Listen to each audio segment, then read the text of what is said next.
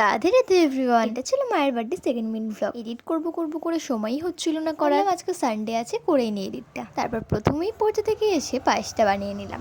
আরো অনেক রেসিপি হয়েছিল, কোনো কারণে মনে হয় আমি ডিলিট করে দিয়েছি। যাই হোক, সেটা আমি তোমাদের মুখেই বলে দিই। ফ্রাইড রাইস, পনির আর চিলি চিকেনের রেসিপিটা আমি কাল তোমাদের সাথে শেয়ার করব। খাওয়া দাওয়া কমপ্লিট করে বিকেলের দিকে একটু কাজ ছিল তাই বেরিয়েছিলাম। বেরোনোর সময় কোনো রকম মেঘ ছিল না, কিন্তু আধে রাস্তা যেতেই দেখি ঘন মেঘ করছে। সেরে বাড়ি ফেরার আগেই দেখি বৃষ্টি শুরু হয়ে গেছে। প্রচন্ড জোরে বৃষ্টি পড়ার কারণে আমরা এক জায়গায় দাঁড়িয়েছিলাম। তো এই বৃষ্টি থামার না ভেবে আমরা বেরিয়ে গেলাম, আর গোটা রাস্তা ভিজতে ভিজতেই বাড়ি পৌঁছালাম। তারপর বৃষ্টিটা কমতেই কেকটা কিনে নিয়ে আসলাম। তারপর যেহেতু প্রচন্ড বৃষ্টি পড়ছিল তাই ভাবলাম হয়তো মা তাড়াতাড়ি দোকান থেকে চলে আসবে, তাই কথা মতন কাজ শুরু করে দিলাম, সাজাতে শুরু করে দিলাম। মা ঢুকে যাই, কিভাবে সাজাতে তো হবেই, সাজানো কমপ্লিট করলাম। বলেছিলাম বৃষ্টির জন্য বেরোতে পারিনি, তাই কেকও নিয়ে আসতে পারিনি। সারপ্রাইজ দেবো বলে এইভাবে কেকটা নিয়ে আসছিলাম। যেহেতু অনেকটা রাত হয়ে গেছিল তাই কাউকেই ডাকতে পারিনি। তারপর কেক কেটে নেওয়া হলো।